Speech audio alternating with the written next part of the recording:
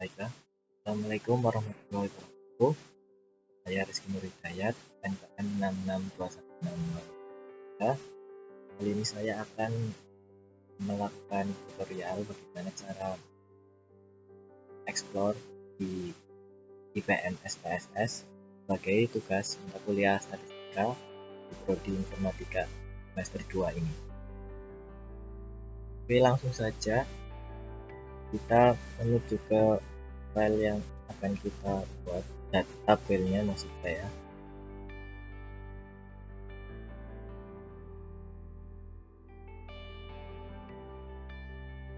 Kita menggunakan tabel yang ini,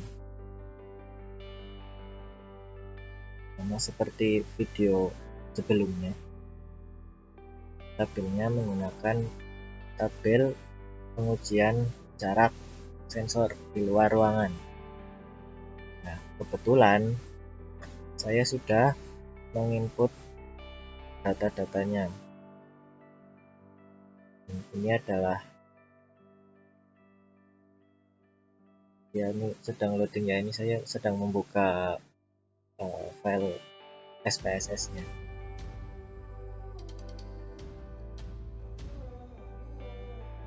Bentar, kita tunggu.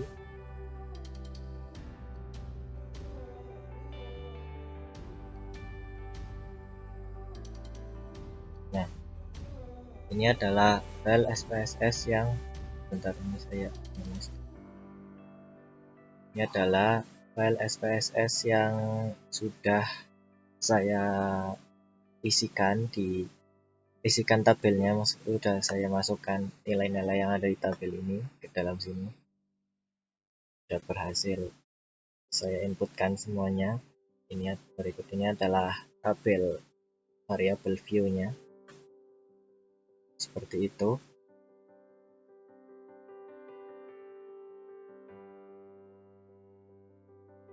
Ya. Baiklah, langsung saja kita menuju ke analis descriptive statistik. Setelah itu kita masuk ke menu explore. Nah, di dalam sini kita inputkan uji jarak sensor ke dalam dependent list seperti ini, dan kode sensor uji masuk ke faktor list. Tingkat keberhasilan juga masuk ke faktor list. Setelah itu kita menuju ke statistik, kita centang semuanya, lalu klik continue, kita masuk ke plot dan biarkan seperti ini ya, seperti default ini. Kemudian klik continue lagi, setelah itu oke.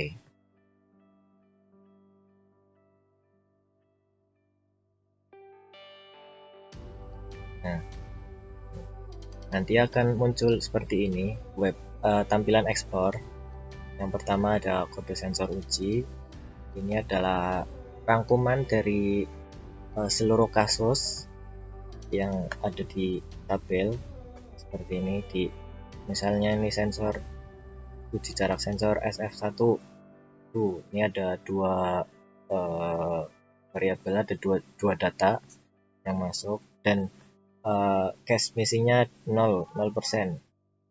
Berarti semua datanya bisa diproses. Nah, selanjutnya masuk ke deskriptif.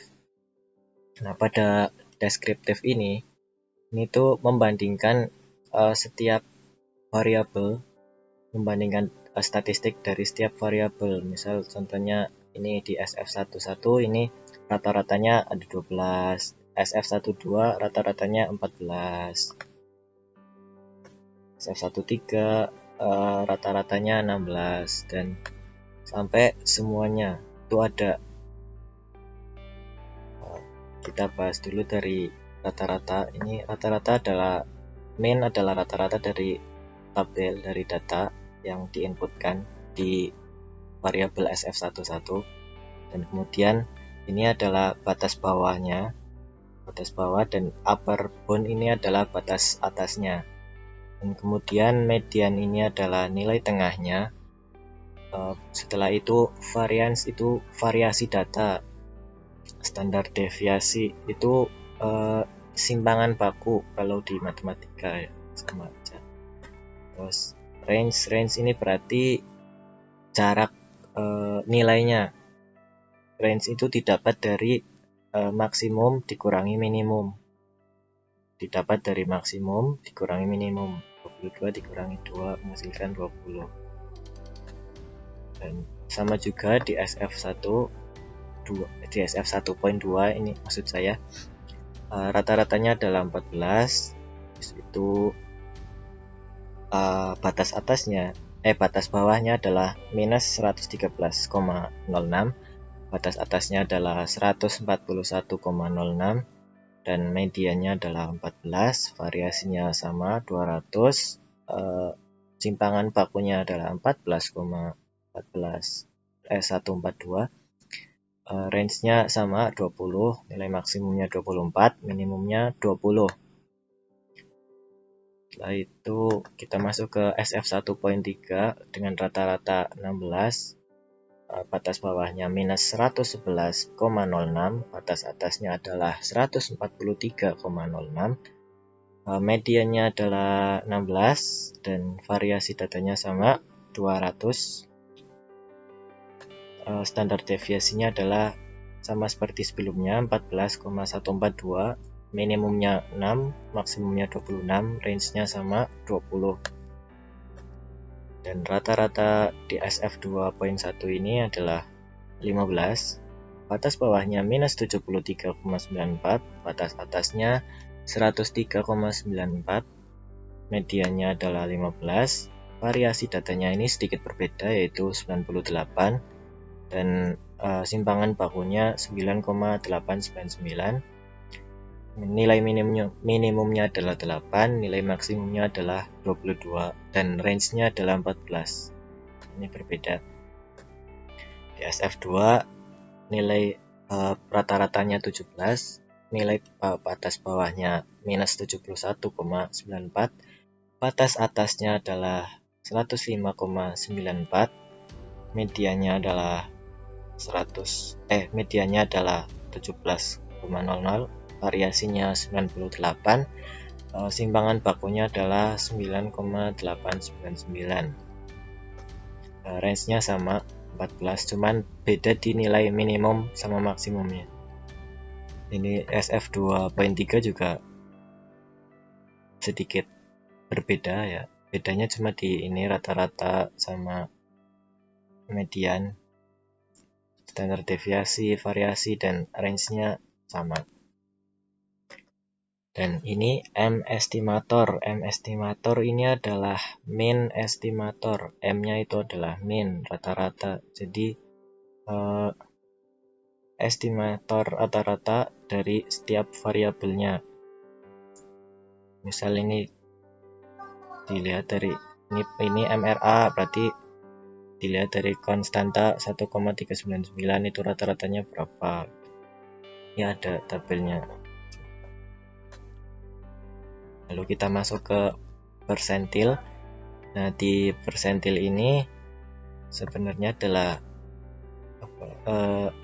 dari keseluruhan data. Misal data tadi kan ada sekitar berapa ya, 16 bentar, ada 1, 2, 3, 4, 5, 7, 8, 9, 10, 11. Oh ya, ada 12 data, dan persentil ini maksudnya adalah 5% dari 12 tadi itu rata-ratanya ada berapa, dan 10% dari data tadi rata-ratanya berapa di setiap variabelnya. Dan ini bisa dilihat di sini ada 2, 4, 6, 8, 10, 12 sampai 26. Dan ini adalah extreme value. Extreme value ini sebenarnya adalah rankingan. Jadi misal ini SF1.1, nilai paling tingginya itu adalah ada 7 nilai dengan nilainya adalah 22. Jadi 22-nya itu ada 7 seperti itu. Dan yang terendah, yang lowestnya ini jumlahnya ada 1 dengan nilainya 2. Nilainya adalah 2 dan seterusnya ini sama.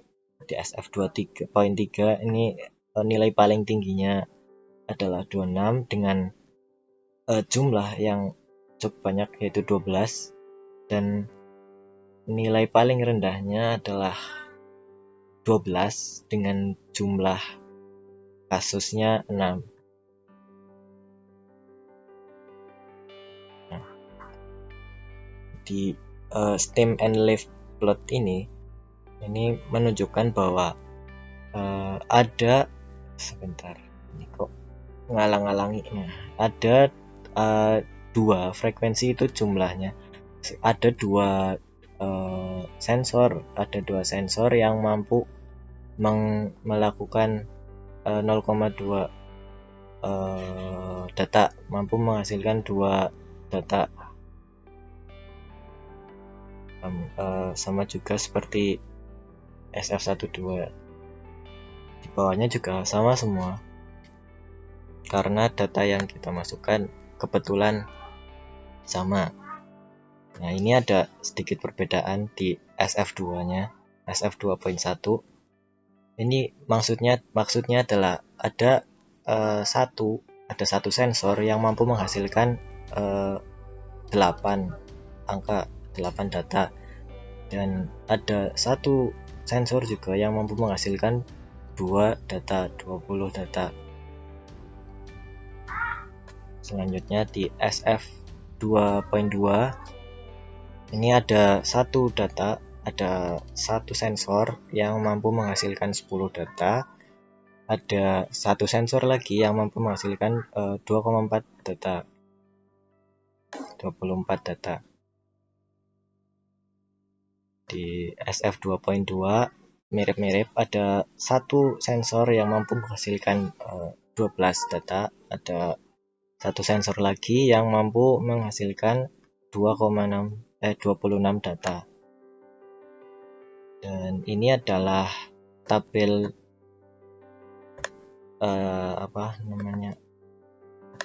diagram, ini adalah diagram yang dihasilkan, dan garis hitam ini adalah rata-rata dari per tabelnya, dari per kotak warna biru ini rata-ratanya.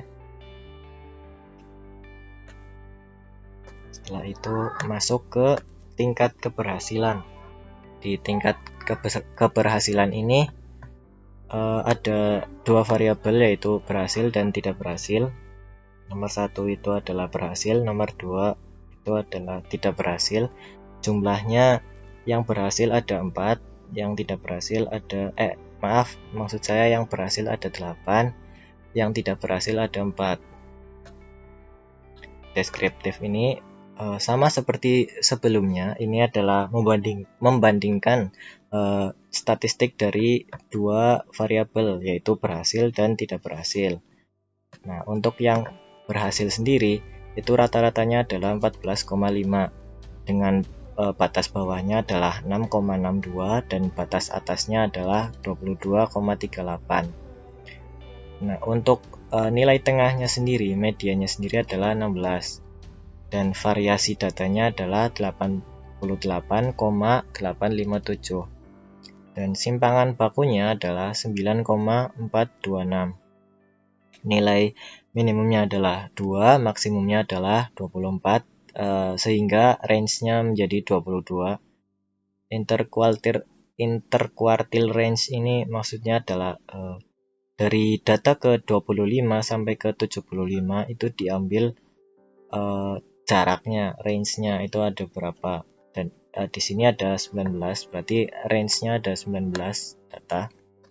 Dan skewness ini adalah kemiringan tabelnya. Kalau 0,209 dibagi dengan 0,752 menghasilkan nilai sekitar berapa, 0,2 sekian lah, 0,2 something. itu masih masuk ke range-nya. Dan ini juga skewness ini juga menentukan tabel ini merupakan distribusi normal atau tidak. Jadi kalau misal range datanya di antara -1 sampai dengan 2, itu data ini termasuk ke dalam distribusi normal. Sedangkan tadi ini minus 0,29 dibagi dengan 0,75 itu menghasilkan minus 0,2 sekian. Berarti itu masih masuk ke dalam tabel distribusi normal. Courtois ini juga sama seperti skewness, cuman bedanya ini adalah kelancapan garis dari tabelnya. Dan untuk data yang tidak berhasil ini rata-ratanya adalah 17,5, batas bawahnya adalah 1,4, batas atasnya 33,6, nilai tengahnya adalah 19, variasinya ada 102,333, simpangan bakunya ada 10,116, range-nya adalah 20, interkuartilnya adalah 19, dan skewness-nya mirip-mirip seperti tadi.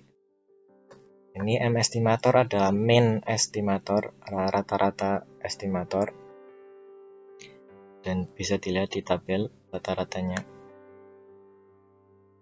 Ini persentil sama seperti sebelumnya tadi, bahwa dari 12 data tadi diambil 5%-nya itu dihitung 5% dikali 12 data tadi ya. Terus setelah itu dihitung rata-ratanya dan menghasilkan nilai ini. Di variabel berhasil itu mendapatkan poin 2, variabel tidak berhasil mendapatkan poin 6, dan seterusnya. Di sini adalah 10% dikali 12 data, 25% dikali 12 data, 50% dikali 12 data, 75% dikali 12 data, dan seterusnya. Dan ini adalah hasil dari rata-ratanya, rata-rata dari masing-masing persentil. Setelah itu ada extreme value. Extreme value ini pengurutan data dari yang paling banyak sampai yang paling sedikit. Misal ini highest itu kan paling tinggi, nilai yang paling tinggi di dalam tingkat berhasil. Di dalam dalam variabel berhasil ini ada nilai paling tingginya ini yang kedua, jumlah kasusnya ada 12 dengan nilai 24. Jadi maksudnya adalah ada 11 kasus yang memiliki nilai 24 seperti itu.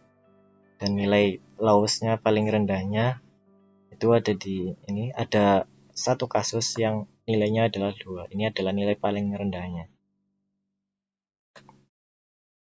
Dan yang tidak berhasil ini adalah paling tingginya, ada ini 26 dengan jumlah kasus 12, dan sedangkan paling rendahnya adalah 6, maksud saya nilainya 6 dengan jumlah datanya adalah 3.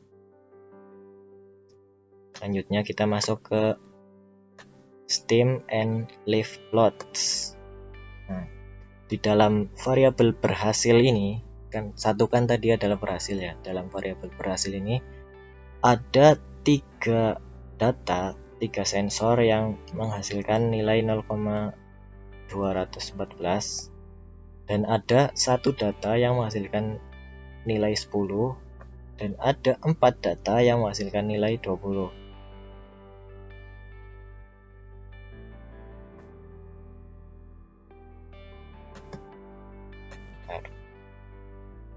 Sedangkan di variabel yang tidak berhasil, di variabel kedua, ada sekitar 1 data yang menghasilkan 0, nilai 0. Ada 1 data lagi yang menghasilkan nilai 10, dan ada dua data lagi, dua sensor, maksud saya dua sensor yang menghasilkan nilai 20. Dan di bawah ini adalah box plotnya.